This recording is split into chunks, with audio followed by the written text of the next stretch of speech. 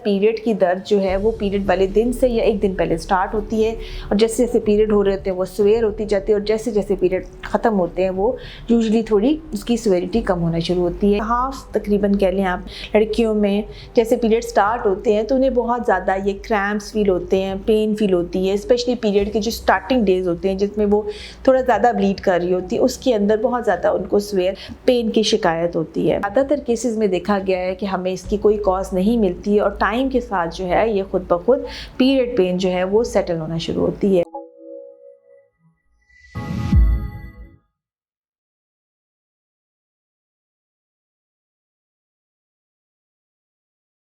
अस्सलाम वालेकुम जी। आज हम इस वीडियो में बात करेंगे कि डिस्मेनोरिया क्या होता है। डिस्मेनोरिया यानी पीरियड्स के दरमियान होने वाली जो पेन है, जो समटाइम पीरियड से पहले स्टार्ट हो जाती है, समटाइम पीरियड्स के साथ स्टार्ट होती है, वो क्यों होती है, वो कितनी एग्ज़ाम की है और उसके लिए हम क्या ट्रीटमेंट ऑफ़र कर सकते हैं। सबसे पहले बात यह है कि जो प्राइमरी डिस्मेनोरिया होता है, दो तरह की होती है, एक प्राइमरी और एक सेकेंडरी। ठीक है, जो प्राइमरी होता है, जो पीरियड्स की पेन जिसकी कोई रीज़न नहीं होती है, ये बहुत कॉमन है। हाफ तकरीबन कह लें आप लड़कियों में जैसे पीरियड स्टार्ट होते हैं तो उन्हें बहुत ज़्यादा ये क्रैम्प्स फील होते हैं, पेन फील होती है, स्पेशली पीरियड के जो स्टार्टिंग डेज होते हैं जिसमें वो थोड़ा ज़्यादा ब्लीड कर रही होती है, उसके अंदर बहुत ज़्यादा उनको स्वेयर पेन की शिकायत होती है। कुछ लोगों को इसके साथ ना सिर्फ पेन होती है, इसके साथ उनको नौजिया भी हो रहा होता है, वॉमिट भी हो रही होती है और कभी कभी ये इतनी शदीद होती है कि वो अपनी नॉर्मल एक्टिविटीज़ नहीं कर पाती हैं, वो स्कूल नहीं जा पा रही होती हैं या कॉलेज नहीं जा पा रही होती हैं या वो कोई काम नहीं कर रही होती हैं।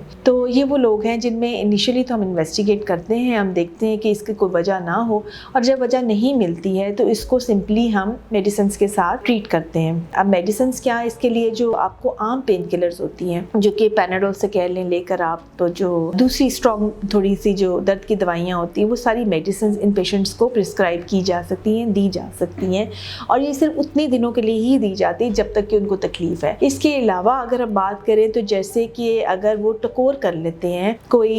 हीट पैड यूज़ कर लें या वो जो वाटर बॉटल होती है पानी गर्म करके उसको यूज़ कर लें या कोई भी चीज़ को गर्म करके अगर वो थोड़ा सेक देते हैं निचले वाले हिस्से के ऊपर तो उससे भी जो है वो पेन काफ़ी हद तक सुकून मिल जाता है। इसके अलावा हम कहते हैं कि आप फूड में फ्रेश फ्रूट्स वगैरह जो हैं उसको प्रेफर करें, बहुत ज़्यादा पानी का इंटेक लें, सूप्स वगैरह ले लें, चाय है, इससे भी जो है वो उनको कुछ आराम अफादियत मिलती है। जिन बच्चों को इससे भी आराम नहीं आता तो हाँ, उनमें कुछ हार्मोन्स वगैरह भी दिए जाते हैं जो कि साइकिल को कंट्रोल करते हैं। उन पेशेंट्स जिनमें बहुत सीवियर किस्म की पेन हो रही है तो कुछ ऐसे लोग होते हैं जिनमें फिर उन दवाइयों से पेशेंट को काफ़ी हद तक आराम आ जाता है। लेकिन इसमें कोई परेशानी वाली बात नहीं होती है, ये काफ़ी कॉमन है, इसमें कोई रीज़न नहीं होता और टाइम के साथ ये चीज़ें अमूमन सेटल होना शुरू हो जाती हैं।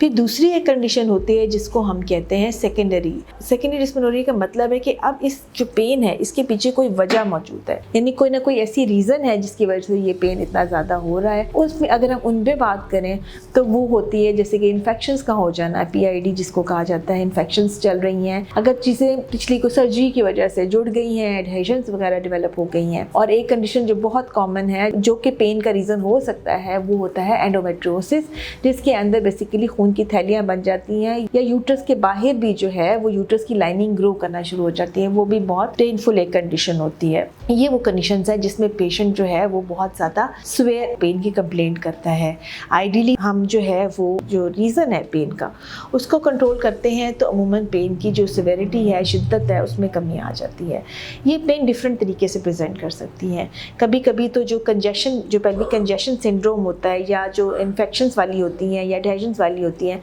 अमूमन उसमें जो दर्द होती है वो बहुत पहले स्टार्ट हो जाती है, यानी पीरियड आने से तकरीबन हफ्ता पहले स्टार्ट हो जाती है और उसके बाद जैसे जैसे पीरियड आते जाते हैं तो दर्द में की शिद्दत में कमी होना शुरू हो जाती है। इससे पेल्विक कंजेशन होती है वो कम होना शुरू होती है, दर्द जो है वो बेहतर हो जाती है। फिर वो लोग होते हैं जिनके अंदर पीरियड की दर्द जो है वो पीरियड वाले दिन से या एक दिन पहले स्टार्ट होती है और जैसे जैसे पीरियड हो रहे होते हैं वो स्वेयर होती जाती है और जैसे जैसे पीरियड ख़त्म होते हैं वो यूजुअली थोड़ी उसकी स्वेरिटी कम होना शुरू होती है। ये वो एंडोमेट्रियोसिस की कंडीशन होती है। सो जब आप डॉक्टर को बताते हैं तो वो इस पेन की डिटेल आपसे लेते हैं कि ये कितनी स्वेयर है, ये किस वक्त